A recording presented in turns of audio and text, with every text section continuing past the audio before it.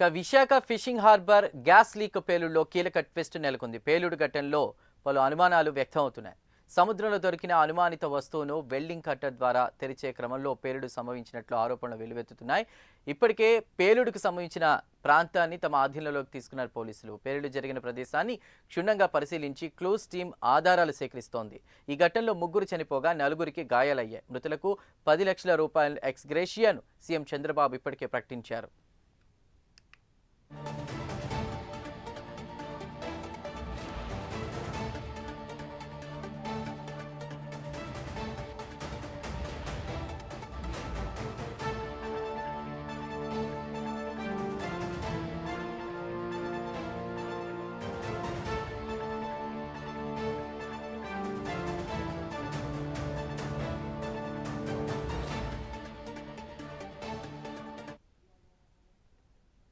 విశాఖలో పేలుడు ఘటనకు సంబంధించి క్లూస్ టీం ఆధారాలు సేకరిస్తోంది. ఇప్పటికే పోలీసులు తమ ఆధీనంలోకి తీసుకున్నారు ఏరియా మొత్తం.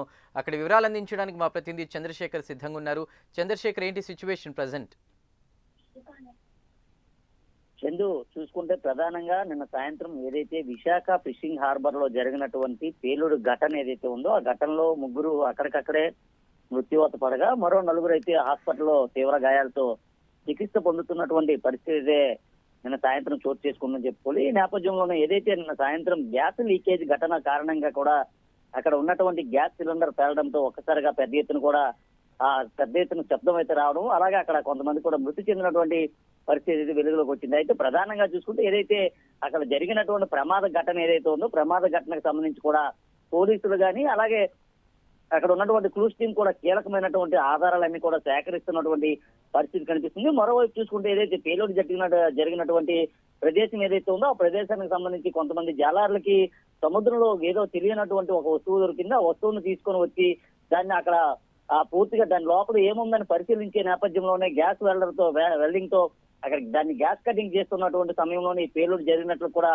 పెద్ద ఎత్తున అయితే ఆరోపణలు వినిపిస్తున్నాయి. ఏది ఏమైనప్పటికీ నిన్న సాయంత్రం జరిగినటువంటి ప్రమాద ఘటన ఏదైతే ఉందో ఆ ప్రమాద ఘటనలో 3 అయితే మృతి చెందడం చాలా బాధాకరమని చెప్పుకోవాలి. ఈ నేపథ్యంలోనే మృతుల కుటుంబాలకి ఒక్కొక్కరు కూడా 10 లక్షల చొప్పున రాష్ట్ర ప్రభుత్వం అయితే ఆర్థిక సహాయం ప్రకటించిన పరిస్థితి కనిపిస్తుంది. అలాగే దీనికి సంబంధించి రాష్ట్ర హోంమంత్రి వంగలపూడి ఎంతో కూడా దిగ్భ్రాంతి అయితే వ్యక్తం చేశారు. అలాగే ప్రతిపక్ష నేతలు ఎవరైతే ఉన్నారో బొత్స సత్యనారాయణతో పాటు జిల్లా అధ్యక్షుడు కేకే రాజు కూడా తీవ్ర దిగ్భ్రాంతిని కూడా వ్యక్తం చేసిన పరిస్థితి కనిపిస్తుంది. అయితే ప్రధానంగా నేను జరిగినటువంటి ప్రదేశం ఏదైతే ఉందో ఆ ప్రదేశాన్ని పూర్తిగా కూడా పోలీసులు అయితే తమ ఆధీనంలోకి తీసుకున్నటువంటి పరిస్థితి కనిపిస్తుంది. పూర్తిగా కూడా బ్యారికేడ్లన్నీ కూడా ఏర్పాటు చేసి అక్కడ జరిగినటువంటి పరిణామాలు ఏంటి, అసలు చుట్టుపక్కల ఉన్నటువంటి ఎలాంటి సీసీటీవీ ఫుటేజ్ ఉంది ఏంటనే దానికోసం అయితే పరిశీలిస్తున్నటువంటి పరిస్థితి అయితే ఉందని చెప్పుకోవాలి. ముఖ్యంగా చూసుకుంటే ఏదైతే నిన్న గ్యాస్ సిలిండర్ దాటి జరిగినటువంటి ప్రమాదం ఏదైతే ఉందో ప్రమాదంలో మృతి చెందినటువంటి కుటుంబాలంతా కూడా ఆ ప్రాంతానికి అయితే రావడమే జరిగింది. అసలు ప్రమాదం ఎలా జరిగిందనే దానిపైన కూడా పూర్తిగా దర్యాప్తు అయితే